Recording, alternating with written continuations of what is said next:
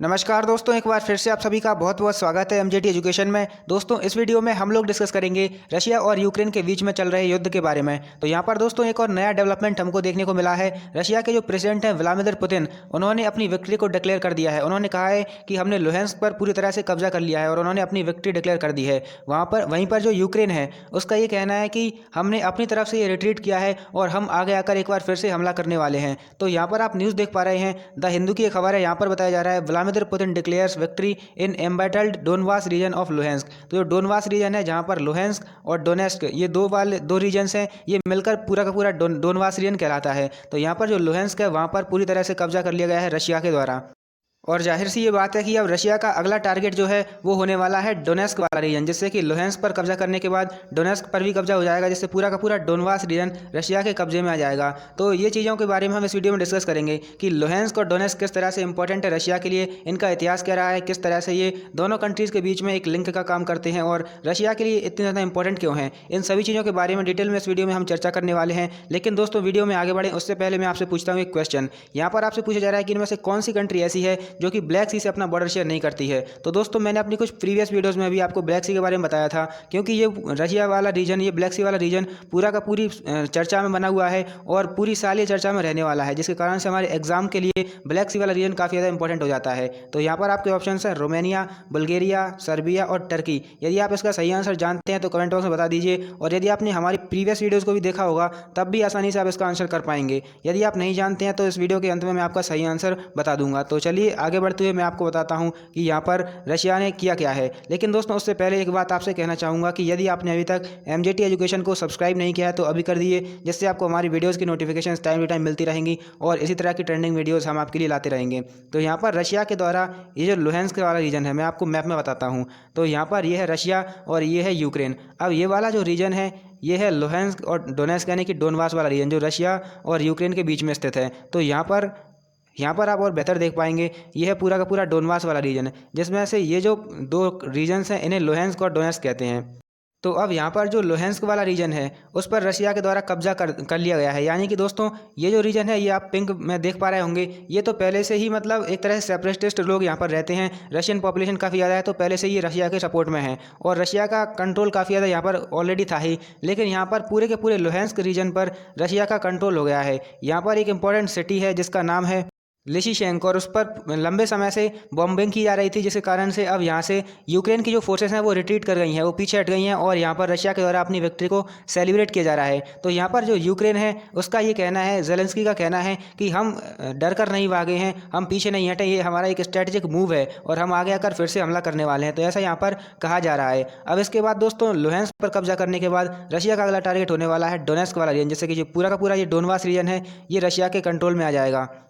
तो अब लुहांस्क को जीतने के बाद इसे कहा जा रहा है Russian backed Luhansk people's republic, और इसे इंडिपेंडेंस मिल चुकी है, ऐसा कहा जा रहा है, इसे आज़ादी मिल चुकी है। दोस्तों, मैं आपको बताऊं तो रशिया के द्वारा जब युद्ध को स्टार्ट किया गया था उसी समय पर लुहांस्क और डोनेस्क दोनों को एक तरह से इंडिपेंडेंस एरिया माना जा रहा था, क्योंकि यहाँ पर जो लोग रहते हैं ये यहाँ पर जो लोग रहते हैं ये सेपरेटिस्ट कहलाते हैं और ये रशिया के काफ़ी ज़्यादा नज़दीक हैं और यहाँ पर काफ़ी ज़्यादा पॉपुलेशन रशियन है। इवन यहाँ पर 40% जो पॉपुलेशन है वो रशियन पॉपुलेशन है, जिससे कि वो रशिया को काफ़ी ज़्यादा सपोर्ट करते हैं और रशिया भी उन्हें time to time aid provide करता रहता है, चाहे वो कोरोना के समय पर वैक्सीन हो या फिर कुछ अदर मटेरियल्स। रशिया लगातार इन लोगों को सपोर्ट करता रहता है, इन्हें एड प्रोवाइड करता रहता है। और जब फरवरी के महीने में युद्ध स्टार्ट हुआ था तब उस समय पर रशिया ने इन्हें इंडिपेंडेंट क्षेत्र माना था, इन्हें people's republic of Luhansk and Donetsk people republic, इन क्षेत्रों के नाम से जाना गया था। और रशिया के द्वारा ऐसा कहा गया था कि हम इन पर अटैक कर रहे हैं as a peace keeping force, मतलब हमारे ट्रुप्स को भेज रहे हैं ऐसा as a peace keeping force इन क्षेत्र के अंदर, जिससे इनकी आज़ादी को सुनिश्चित किया जा सके।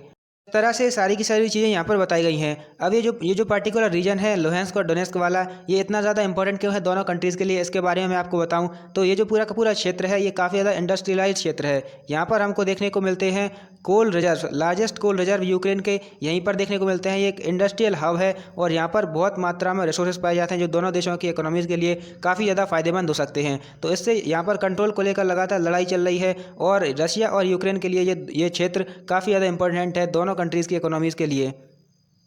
इसके अलावा दोस्तों यहाँ पर आप देख पा रहे होंगे क्रीमियन पेनिनसुला। यहाँ पर ये जो पेनिनसुला है ये पहले यूक्रेन का पार्ट हुआ करता था, लेकिन 2014 में रशिया ने यहाँ पर अटैक किया और अटैक करके इसको अपने कब्जे में ले लिया। तो 2014 के अंदर क्रीमिया को रशिया ने एनेक्स कर लिया, जिससे कि जो G8 वाली जो कंट्रीज़ हैं वो G7 बन गई थी। मतलब पहले ये G8 का एक ग्रुप हुआ करता था, लेकिन यहाँ से रशिया को फिर बाहर निकाल दिया गया और ये जो ग्रुप है ये G7 बनकर रह गया। 7 कंट्रीज इसमें शामिल हैं। तो ये सारी की सारी जो चीज़ें हैं वो मैंने आपको बताई। यहाँ पर आप और देख सकते हैं, ये रशिया यूक्रेन का मैप है, ये यूक्रेन है, ये इसकी कैपिटल है कीव। और यहाँ पर एक इंपॉर्टेंट नदी बहती है जिसका नाम है नाइपर रिवर, ये यूक्रेन के अंदर है। तो इसको भी आप याद रखते हैं, आपके लिए इंपॉर्टेंट हो सकती है।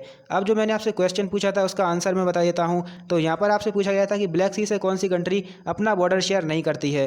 तो आपके ऑप्शंस थे रोमानिया, बुल्गारिया, सर्बिया, टर्की। यदि आपने मेरे पिछले लेक्चर्स देखे होंगे तो आप आसानी से इसका आंसर कर पाए होंगे, और नहीं देखे तो मैं आपको अभी बताता हूँ। तो इसका सही आंसर है सर्बिया। तो यहाँ पर दोस्तों आप मैप देख सकते हैं, ये है ब्लैक सी। अब ब्लैक सी से जो कंट्रीज़ डायरेक्टली बॉर्डर शेयर कर रही हैं वो आप यहाँ पर देख पाएंगे, रशिया, यूक्रेन, रोमानिया, बुल्गारिया और टर्की। तो जो रोमानिया है, जो टर्की है वो डायरेक्ट कर रही है, बुल्गारिया भी डायरेक्ट बॉर्डर शेयर कर रही है और रोमानिया भी कर रही है। अब बचा कौन? सर्बिया। तो सर्बिया यहाँ पर है, जो कि जिस ब्लैक सी से काफ़ी ज़्यादा दूर है और ब्लैक सी से अपना बॉर्डर शेयर नहीं करती है। इसके अलावा दोस्तों यहाँ पर कुछ स्टेट भी है जिनका नाम भी आप याद रख सकते हैं, state of Bosphorus and state of Dardanelles. ये भी काफ़ी ज़्यादा इंपॉर्टेंट हैं। इसकी इंपॉर्टेंस के बारे में मैंने एक पिछली वीडियो में भी डिस्कस करा था। यदि आप उसको देखना चाहते हैं तो उसकी लिंक आपको हम डिस्क्रिप्शन में प्रोवाइड करवा देंगे। तो उम्मीद है वीडियो आप समझ पाए होंगे, आप यहाँ से काफ़ी ज़्यादा नॉलेज गेन कर पाए होंगे। यदि आपने अभी तक हमारे इस टेलीग्राम चैनल को ज्वाइन नहीं किया है तो आप अभी कर सकते हैं। यहाँ पर आपको हमारी वीडियोज़ के लेटेस्ट अपडेट मिल जाएंगे, फ्री PDFs मिलेंगे और फ्री क्विज़ेस मिलेंगे, जिससे आप अपनी नॉलेज को टेस्ट कर पाएंगे। इसके अलावा दोस्तों ग्रुप डी के त्रिनेत्र बैच स्टार्ट हुए हैं। यदि आप ग्रुप डी की तैयारी कर रहे हैं तो आप इनको ज्वाइन कर सकते हैं। यहाँ पर आपको GS और साइंस के साथ साथ करंट अफेयर्स भी पढ़ाए जा रहे हैं मात्र 399 रुपये में। तो यदि आप इनको ज्वाइन करना चाहते हैं तो इनकी लिंक आपको डिस्क्रिप्शन में मिल जाएगी। और यदि इनसे संबंधित आपका कोई डाउट है तो उसके लिए भी डिस्क्रिप्शन में एक नंबर दिया है, वहाँ पर आप डायरेक्टली कॉन्टैक्ट करके पूछ सकते हैं।